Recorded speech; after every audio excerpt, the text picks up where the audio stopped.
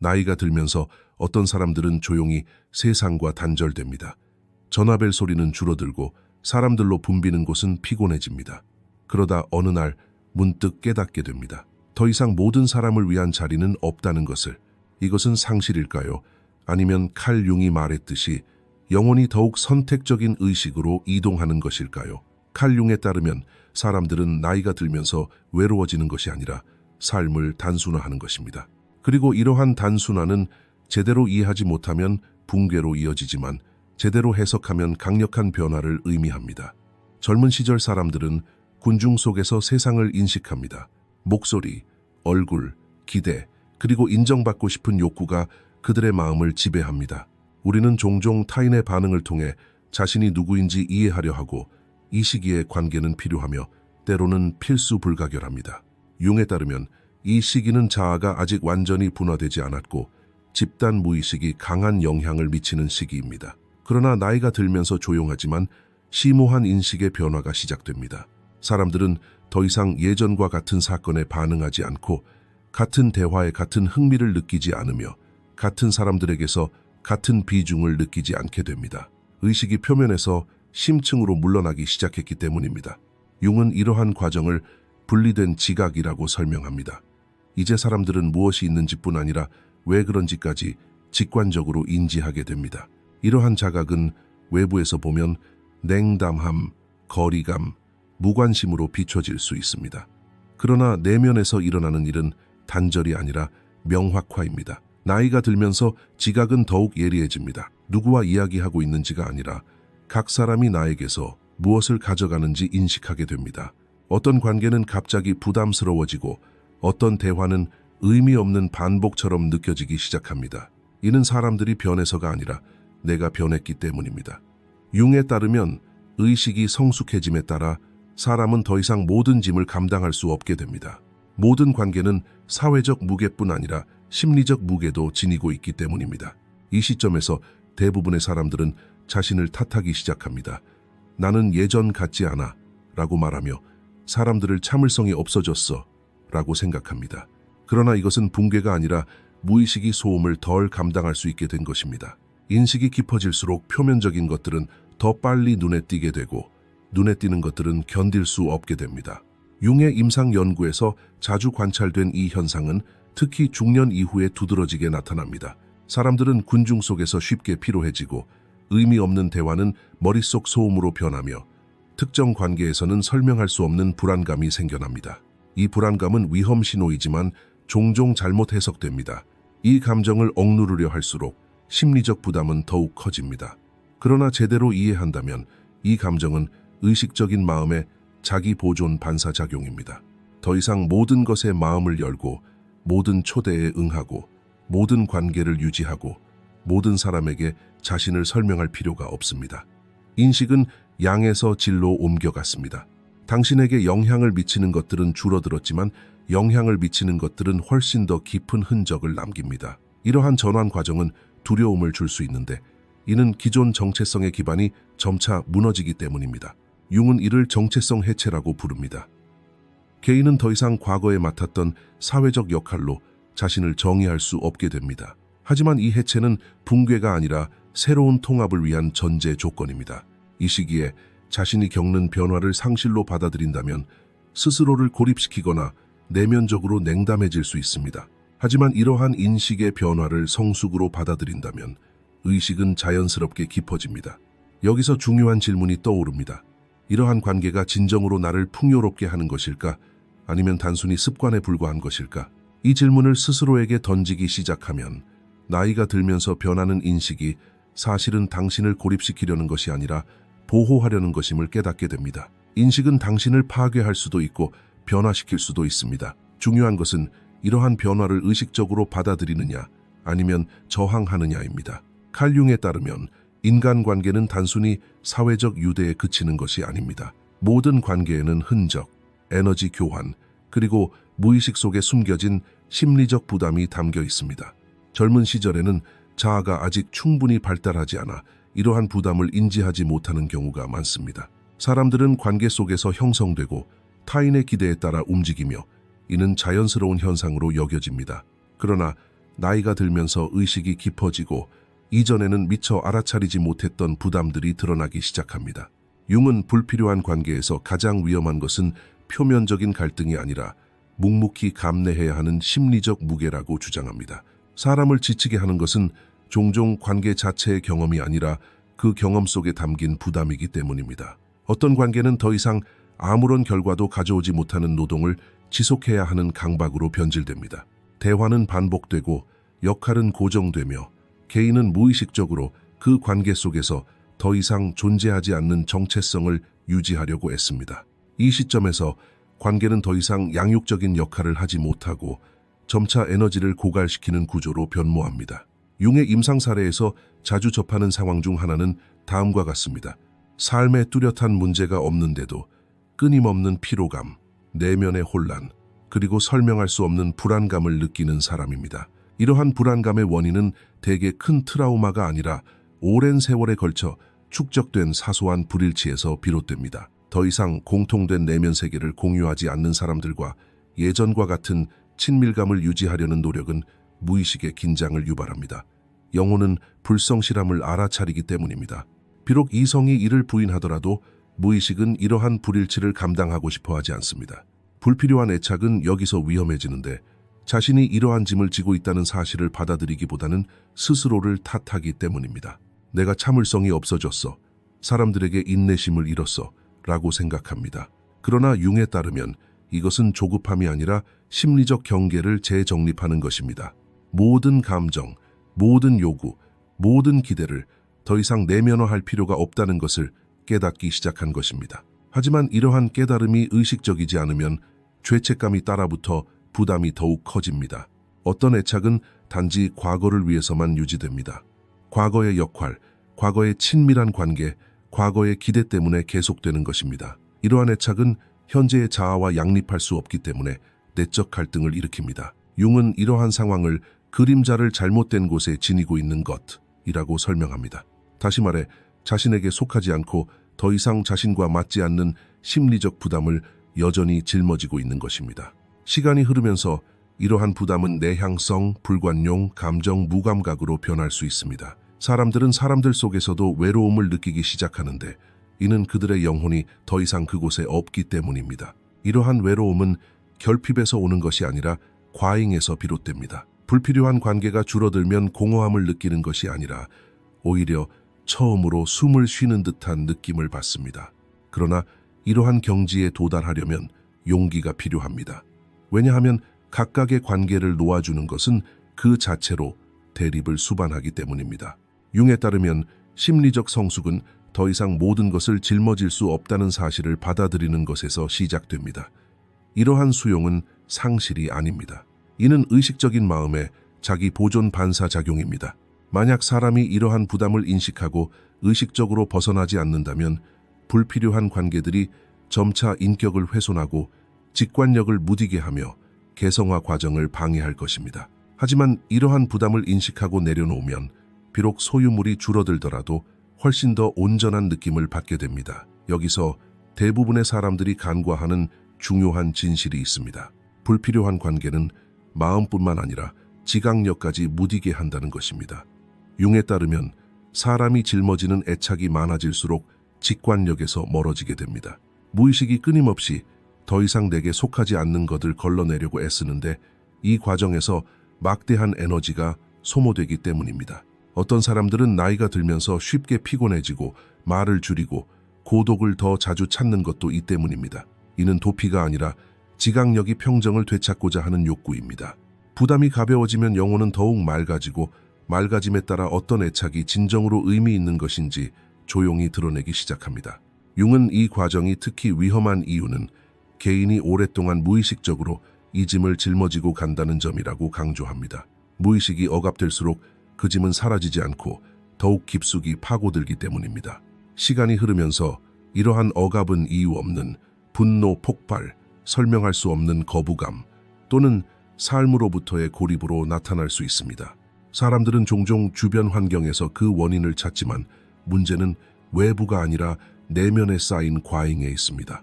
불필요한 집착이 해소되지 않으면 개성화 과정이 멈추고 사람은 자신의 내면의 목소리를 듣기 어려워집니다. 이는 영적 성장을 조용히 가로막는 가장 보이지 않는 장애물 중 하나입니다. 어떤 사람이 특정 관계에서 거리를 두기 시작할 때 주변 사람들의 첫 반응은 이해보다는 판단인 경우가 많습니다.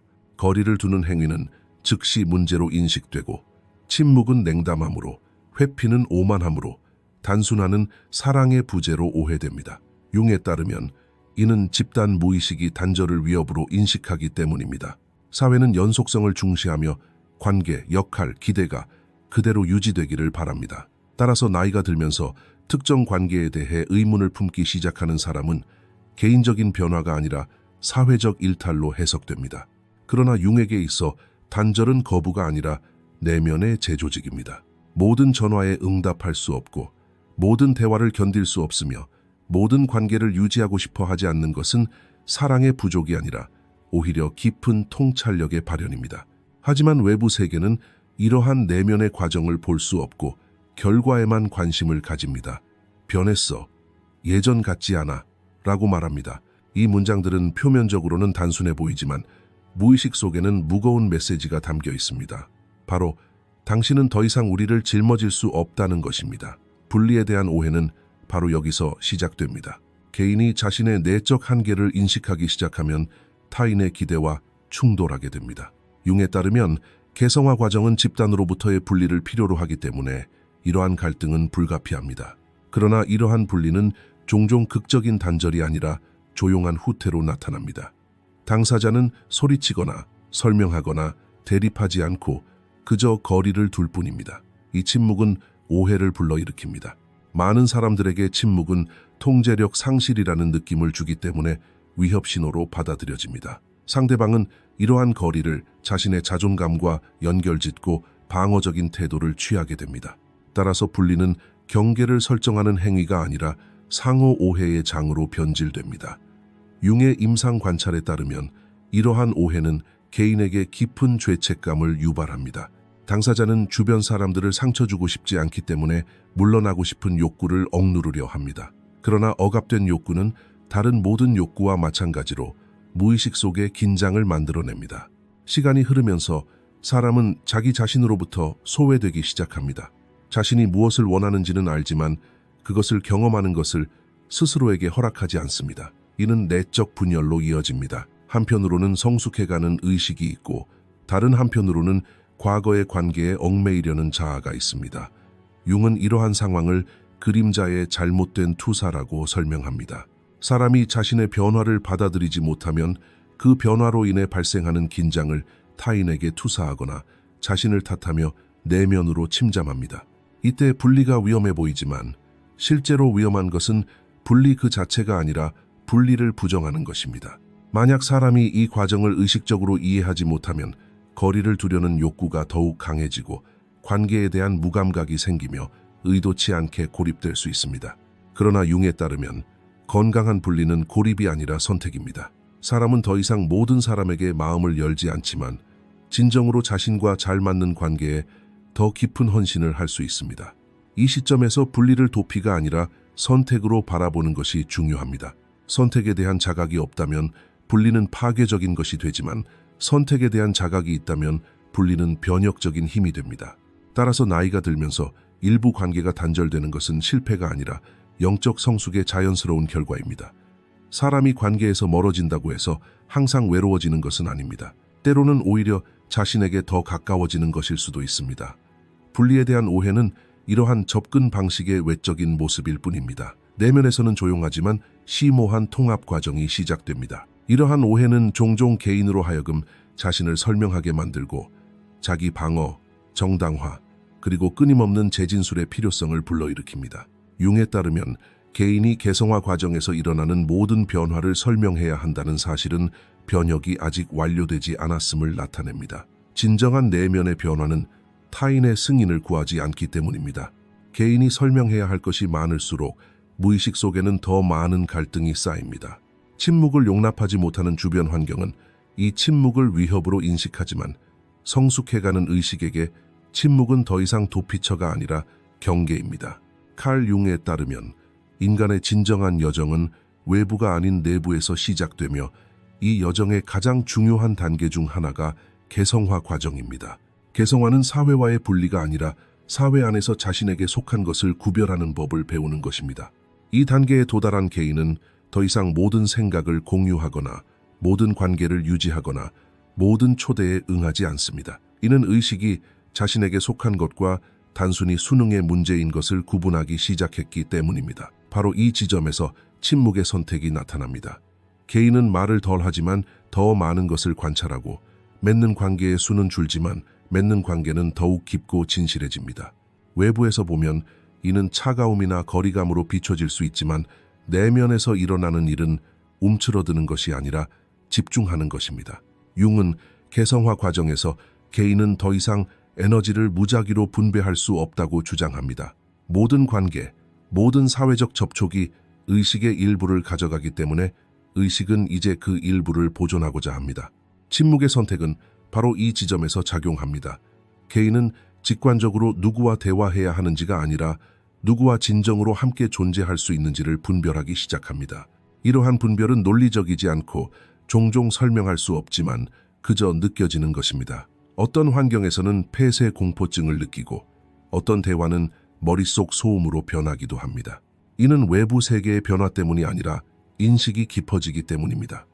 융에 따르면 의식이 깊어질수록 표면적인 것은 더 빨리 피로감을 줍니다. 따라서 개성화의 길을 걷는 사람은 군중을 피하는 것이 아니라 군중 속의 무의미함을 더 이상 참지 못하게 되는 것입니다. 이러한 침묵의 선택은 방어 기제가 아니라 일종의 자기 조절 방식입니다. 사람은 더 이상 끊임없이 설명하고 명확히 하고 적응해야 할 필요성을 느끼지 않습니다. 이는 관계의 본질을 변화시킵니다. 이전에 유지되었던 일부 관계는 더 이상 공유된 내면의 기반이 없기 때문에 자연스럽게 해체됩니다. 이러한 해체는 극적이지 않고 조용하고 천천히 진행되며 종종 눈치채지 못합니다. 그러나 이러한 침묵은 개성화 과정의 가장 건강한 지표 중 하나입니다. 융은 이 단계에서 개인이 내면 성찰을 경험하는데 이는 종종 외로움으로 오해된다고 지적합니다. 그러나 이 외로움은 결핍에서 오는 것이 아니라 과잉을 정화하는 과정에서 비롯됩니다. 모든 사람과 모든 것을 공유할 필요가 없다는 것을 깨닫게 되면 내면 세계가 확장되기 시작합니다. 외부와의 접촉은 줄어드는 반면 내면과의 접촉은 깊어집니다. 이러한 심화는 직관을 강화하고 자신의 경계를 더욱 명확하게 인식하게 해줍니다. 조용한 선택성에는 위험도 따릅니다. 의식적으로 경험하지 않으면 우월감이나 완전한 고립으로 이어질 수 있습니다. 융은 이 지점에서 개성화가 고립이 아니라고 경고합니다. 고립은 개성화의 결과로 잘못 경험된 것입니다. 그 차이는 의도에 있습니다. 침묵을 도피 수단으로 사용한다면 그 과정은 파괴적이 되지만 선택을 위해 사용한다면 변혁적인 힘이 됩니다. 나이가 들면서 조용한 선택성은 자연스러운 성격의 일부가 됩니다. 이는 세상에 대한 환멸을 의미하는 것이 아니라 세상과 더욱 의식적인 관계를 맺는 것을 의미합니다. 개인은 더 이상 모든 사람과 친밀한 관계를 유지할 필요는 없지만 가까운 관계 속에서는 더욱 진실하고 개방적이며 깊은 유대감을 형성할 수 있습니다. 융에 따르면 개성화가 조용한 선택성과 결합하는 이 단계는 개인이 자기 자신에게 가장 가까워지는 지점입니다. 이 단계에서 개인은 소유물은 적을지 몰라도 가진 것들로 인해 훨씬 더 온전함을 느낍니다. 이 단계에서 가장 중요한 변화 중 하나는 타인의 인정을 갈구하는 욕구가 조용히 물러나는 것입니다. 융은 개성화된 사람은 내면의 나침반을 발달시켰기 때문에 더 이상 외부 세계로부터 끊임없는 확신을 필요로 하지 않는다고 말합니다. 이 나침반은 말로 표현하지 않아도 누구와 가까워져야 하는지, 어떤 관계를 유지해야 하는지, 어떤 관계는 자연스럽게 끝나야 하는지를 결정합니다. 여기서의 조용한 선택성은 거리를 두는 기술이 아니라 에너지를 절약하는 방법입니다. 개인은 더 이상 모든 사람에게 마음을 닫는 것도 아니고 모든 사람에게 마음을 여는 것도 아닙니다. 오직 자신의 내면 세계와 조화를 이루는 관계에만 자리를 내어줍니다. 시간이 흐르면서 이러한 선택성은 외로움이 아니라 깊은 내면의 균형을 만들어내고 비로소 개인이 자기 자신과의 관계를 진정으로 공고히 하도록 해준다. 나이가 들면서 관계가 약해지는 현상은 흔히 두 가지 극단적인 관점으로 잘못 해석됩니다. 하나는 이를 쇠퇴의 징후로 보는 것이고 다른 하나는 미화하여 발전의 징표로 여기는 것입니다. 칼 융에 따르면 두 관점 모두 틀렸습니다. 관계의 약화는 본질적으로 위험한 것도 아니고 자동으로 축복이 되는 것도 아닙니다. 중요한 것은 개인이 이러한 변화를 어떻게 경험하느냐입니다. 융은 고도의 자각이 사람을 더욱 깊이 있게 만들 수도 있고 내면적으로 분열시킬 수도 있다고 주장합니다. 따라서 단순화는 무의식적으로 경험할 때는 위험하지만 의식적으로 통합하여 경험할 때는 진화적인 선물이 됩니다. 이러한 차이를 이해하는 것은 매우 중요합니다. 많은 사람들이 나이가 들면서 관계에서 멀어지거나 거리를 두거나 침묵하는 것을 성숙함과 동일시하기 때문입니다. 그러나 융에 따르면 중요한 것은 단절, 그 자체가 아니라 단절하는 이유입니다. 만약 사람이 사람들을 피하기 위해 단순화한다면 이 과정은 그 사람을 고립시키고 내면의 경직성을 초래합니다. 하지만 만약 사람이 자신과 맞지 않는 것을 제거하기 위해 단절한다면 이러한 단절은 내면의 성장을 가져옵니다. 위험과 축복의 경계는 바로 여기에 있습니다. 융의 임상 사례에서 이러한 구분을 하지 못하는 사람들은 시간이 지남에 따라 감정적 무감각을 겪게 됩니다. 더 이상 기쁨이나 슬픔을 느끼지 못하고 자신과 삶 사이에 보이지 않는 벽을 쌓습니다. 이 벽은 처음에는 자신을 보호하는 것처럼 느껴지지만 시간이 흐르면서 결국 자신의 직관조차 차단하게 됩니다. 이것이 단순화의 위험한 측면입니다. 사람들은 관계를 줄이고 있다고 생각하지만 실제로는 삶으로부터 스스로를 고립시키는 것입니다. 반대로 의식적인 단순화는 완전히 다른 효과를 가져옵니다.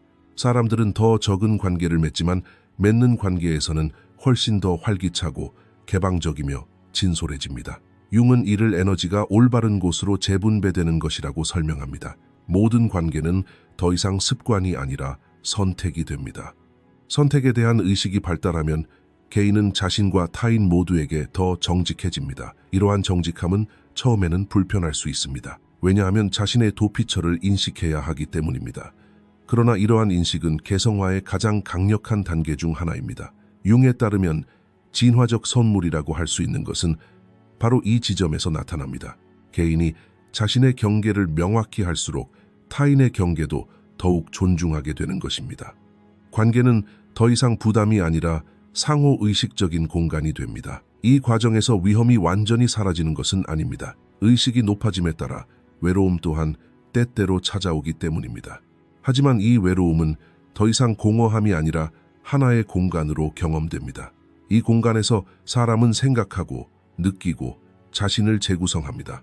융은 이 단계에서 에너지가 더 이상 분산되지 않기 때문에 삶에 새로운 의미를 부여할 수 있다고 말합니다. 그러나 이러한 변화는 자동적으로 일어나는 것이 아닙니다. 만약 더 이상 누구도 원하지 않아 라는 생각만으로 이 과정을 의문 없이 멈춰버린다면 진화적 선물은 갑자기 위험으로 변할 수 있습니다. 따라서 융의 경고는 분명합니다. 모든 단순화가 진보는 아니지만 모든 의식적인 단순화는 변혁의 잠재력을 지니고 있다는 것입니다. 나이가 들면서 인간관계가 줄어드는 것은 가치의 상실이 아니라 오히려 선택의 힘이 커졌다는 것을 의미합니다. 이 선택의 힘을 올바르게 활용하면 단순화는 인간을 약화시키는 것이 아니라 오히려 내적으로 강하게 만듭니다. 위험과 선물의 차이는 개인이 이 과정을 의식적인 통합으로 경험하는지 아니면 무의식적인 도피로 경험하는지에 있습니다. 이 점에서 융은 특히 다음과 같은 위험에 주목합니다. 의식이 높아질수록 사람은 타인과 단절되고 분리된 느낌을 받을 수 있습니다. 이러한 느낌을 제대로 해석하지 못하면 의식적인 선택 대신 숨겨진 우월감이 생겨납니다. 진화의 선물은 인간을 타인과 분리하기 위한 것이 아니라 타인을 더욱 정확한 관점에서 이해할 수 있도록 하기 위한 것입니다. 만약 단순화가 공감 능력을 감소시켜 사람을 더욱 폐쇄적이고 경직되게 만든다면 그 과정은 다른 방향으로 흘러간 것입니다. 이것이 바로 의식적인 통합의 기준입니다.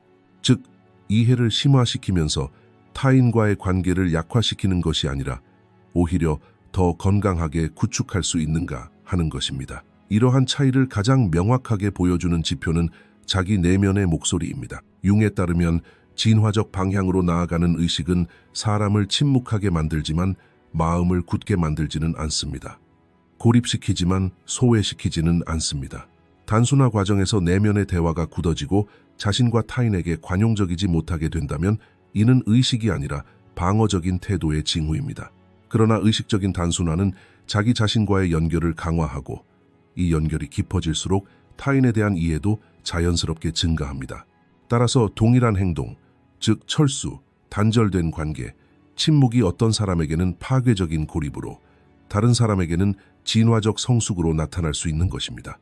차이는 행동 자체가 아니라 그 행동을 지배하는 의식에 있습니다. 칼 융에 따르면 인간의 성숙 여정은 소유물을 늘리는 것이 아니라 지닌 것을 적절하게 분배하는 것입니다. 따라서 나이가 들면서 특정 관계가 자연스럽게 해소되는 것은 상실이 아니라 의식의 재조직입니다. 젊은 시절에는 경험을 쌓고 관계를 맺고 다양한 정체성을 실험하며 확장해 나갑니다. 성숙기에 이르면 이러한 확장은 집중으로 이어집니다. 더 이상 모든 것이 필수적인 것은 아닙니다. 모든 사람과 가까이 지낼 필요도 없고 모든 관계가 보존해야 할 가치 있는 것도 아닙니다. 융의 근본적인 진리는 이것입니다. 인간이 진정한 자아에 가까워질수록 과잉된 것들은 자연스럽게 사라진다는 것입니다. 이러한 소멸은 습관이 안정감을 주기 때문에 종종 고통스럽습니다. 그러나 안정감과 의미는 같은 것이 아닙니다. 관계가 줄어든다고 해서 사랑이 줄어든 것은 아닙니다.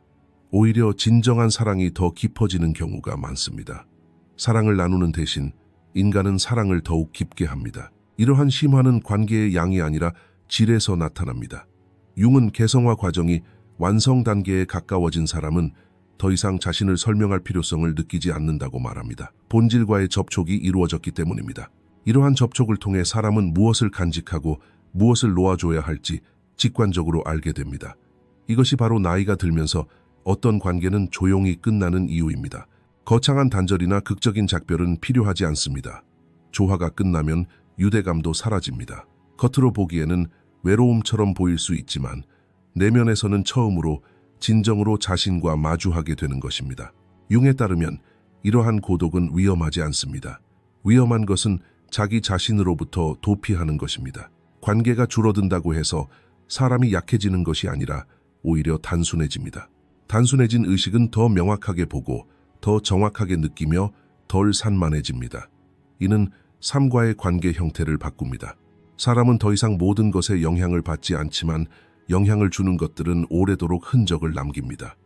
이 시점에서 한 가지 진실이 분명해집니다. 불필요한 관계가 사라지면 본질이 드러난다는 것입니다. 본질이 드러나면 사람은 자기 모순 없이 살아갈 수 있습니다. 이것이 가장 고요한 평화의 상태입니다. 넘치는 행복감도 위대한 성취감도 아닙니다. 내면의 조화. 융은 이 조화를 의식이 자신의 중심과 일치하는 상태라고 정의합니다. 사람은 더 이상 자신이 무엇이 되어야 하는지가 아니라 자신이 어떤 존재인지를 알게 됩니다. 이러한 깨달음의 상태는 관계 또한 변화시킵니다. 모든 사람과 친밀한 관계를 맺으려 하지 않지만 가까운 관계에서는 더욱 개방적이고 정직하며 활기찬 모습을 보입니다. 만약 지금 당신의 삶에 예전보다 사람이 줄었다고 해서 바로 결핍으로 여기지 마세요. 스스로에게 물어보세요. 이 감소가 나를 억압했는가? 아니면 나를 더욱 깊이 있게 만들었는가? 더 차분하고 명료하며 진정성 있는 느낌을 받는다면 그것은 손실이 아니라 통합입니다. 이 질문에 대한 답을 솔직하게 생각해 보는 것이 이 여정에서 가장 중요한 단계입니다. 융의 유산은 군중 속에서 길을 잃는 것이 아니라 자신의 중심을 찾는 것입니다. 관계가 적을수록 본질은 더욱 깊어집니다. 자신의 본질과 연결된 사람은 더 이상 삶을 억지로 떠맡으려 하지 않고 삶과 조화롭게 나아갑니다. 사람이 자신의 본질에 가까워질수록 타인뿐 아니라 과거의 자신도 떠나보내게 됩니다. 그렇기에 단순화는 때때로 애도의 과정처럼 느껴지는 것입니다. 버려지는 것은 단순히 관계뿐 아니라 그 관계 속에서 맡았던 과거의 역할들이기 때문입니다. 하지만 성숙은 이러한 애도의 과정을 거치지 않고는 완성되지 않습니다.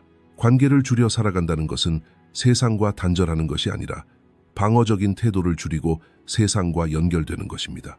더 이상 자신을 증명하려 애쓰거나 인정받으려 발버둥치거나 무언가를 붙잡으려 발버둥치지 않게 됩니다. 그리고 이 순간 삶은 비로소 짐이 아닌 함께 나아가는 과정이 됩니다. 융에 따르면 이 단계에 도달한 사람의 가장 큰 성취는 외부 세계의 소음 속에서도 내면의 평화를 유지하는 능력입니다. 삶은 끊임없는 관리와 투쟁이 아니라 주에 깊게 귀 기울이는 흐름이 됩니다. 무엇을 억지로 해야 할지, 언제 멈춰야 할지 직관적으로 알게 됩니다. 이러한 깨달음의 상태는 가르칠 수 있는 것이 아니라 오직 경험을 통해서만 얻을 수 있습니다. 어쩌면 이것이 성숙의 가장 명확한 지표일지도 모릅니다. 집착하는 것은 줄어들었지만 부족함을 느끼지 않는 것입니다. 내면의 자아와 연결될 때 외부에서 약해지는 모든 것들이 내면의 균형으로 바뀌기 때문입니다.